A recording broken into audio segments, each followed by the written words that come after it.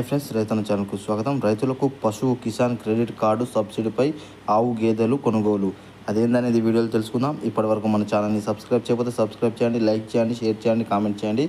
రైతులకు ఆదాయం రెట్టింపు చేయాలనే కేంద్ర ప్రభుత్వం లక్ష్యాన్ని నిర్దేశించుకొని కేంద్ర ప్రభుత్వం లక్ష్యాన్ని సాకారం చేసేందుకు అన్నదాతల ఆదాయం పెంచడానికి ఒక రాష్ట్ర ప్రభుత్వం పశు కిసాన్ క్రెడిట్ కార్డు స్కీమ్ను తీసుకొచ్చింది. దేశం మొత్తం కేవలం ఒక కార్డు రాష్ట్రమే ఈ స్కీమ్ను అమలు చేస్తుంది. అదే మధ్యప్రదేశ్ ప్రభుత్వం తమ రాష్ట్రంలో పశు పోషణ చేయడానికి రైతులకు గుడ్ న్యూస్ చెప్పింది. గేదెలు, ఆవులు కొనుగోలు చేసేందుకు సబ్సిడీ ఇవ్వాలని నిర్ణయించింది.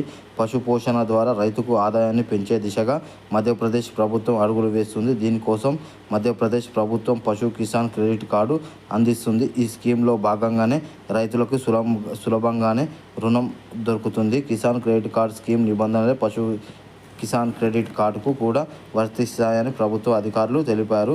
పశు కిసాన్ క్రెడిట్ కార్డు స్కీమ్ కింద రైతులకు ఎలాంటి గ్యారంటీ లేకుండా 60,000 రూపాయలను వరకు రుణం పొందవచ్చు.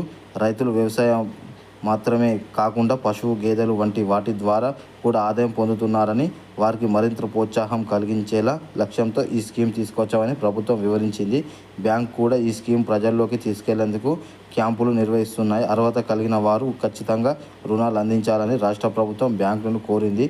పశువుల కొనుగోలు, వాటి మెయింటెనెన్స్ వంటి వాటికి గరిష్టంగా 3 లక్షల వరకు రుణం పొందవచ్చు.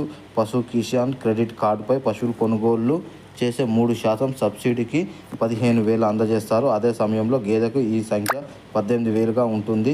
ఒక ఆవు కొనుగోలుకు 40,000 వరకు, గేదె కొనుగోలుకు 60,000 వరకు రుణాన్ని అందిస్తామని పశు క్రెడిట్ కార్డు కావాలని భావించేవారు దగ్గరలోని బ్యాంకుకు వెళ్ళి నెల రోజుల్లో ఈ కార్డు లబ్ధిని ఇంటికి వస్తుంది. ఇప్పటి వరకు మన ఛానల్ని సబ్స్క్రైబ్ చేయకపోతే సబ్స్క్రైబ్ చేయండి, లైక్ చేయండి, షేర్ చేయండి, కామెంట్ చేయండి.